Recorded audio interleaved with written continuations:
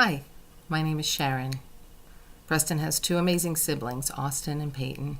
And if you've been following Peyton's video blog, you'll see that she's been very dedicated to talking about her brother and honoring Autism Awareness Month for the entire month of April. I'm very proud of you, Peyton. And I have to say, I don't know how you do this because this is not easy. Peyton asked if I would contribute some thoughts about what it's like as a parent of a child with autism. And there's just not enough tape in the world to tell you. So I went through my mind and I thought about all of the issues that I think about every day for Preston. And I figured I would talk briefly today to you about my fears for my son. So I look at Preston today and I see a beautiful, strong, seemingly healthy, absolutely adorable young man. And he's only 16. And what I really want to say to you today is that you don't outgrow autism. And the reason I use that terminology, outgrow, is because according to federal law, your child, no matter what disability they may have, is entitled to an education from the ages of 3 to 21. Preston is 16. He will be 17 in September.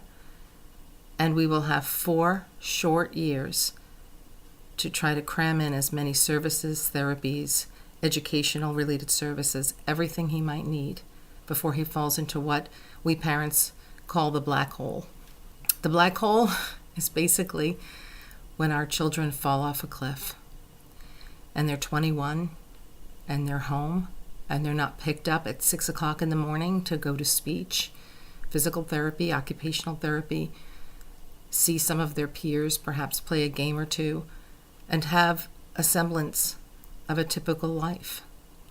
That all ends at 21.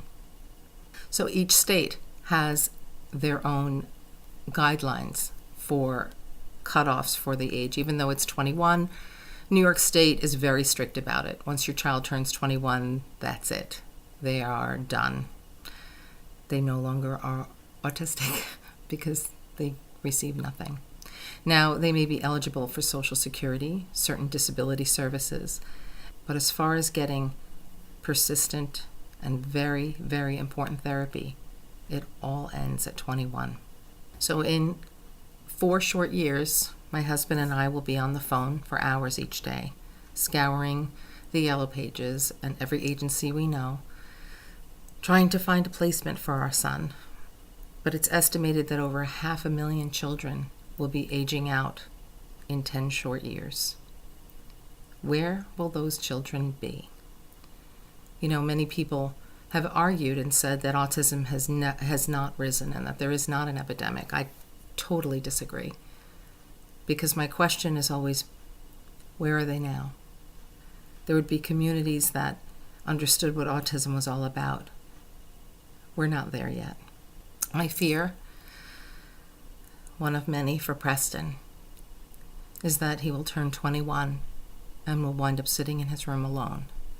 While I go to work, my husband takes care of him, and then when I come home, I take care of him. My fear is that he won't have friends, and the skills that we worked so hard for him to obtain these past years will have been for nothing because he will regress, lose the language that he has, and possibly lose the abilities that he's gained. My fear is that we're not going to catch up. 1 in 54 boys are diagnosed in 2017 with autism. It's not just about having a learning disability or being quirky. It's a spectrum disorder. So some children who today are labeled autistic may go on to get their PhDs at Harvard, while others, like Preston, will likely still be home. My husband and I continue to say we can never die. We need to be there for our son. We know that Peyton and her brother Austin will be there for him as well.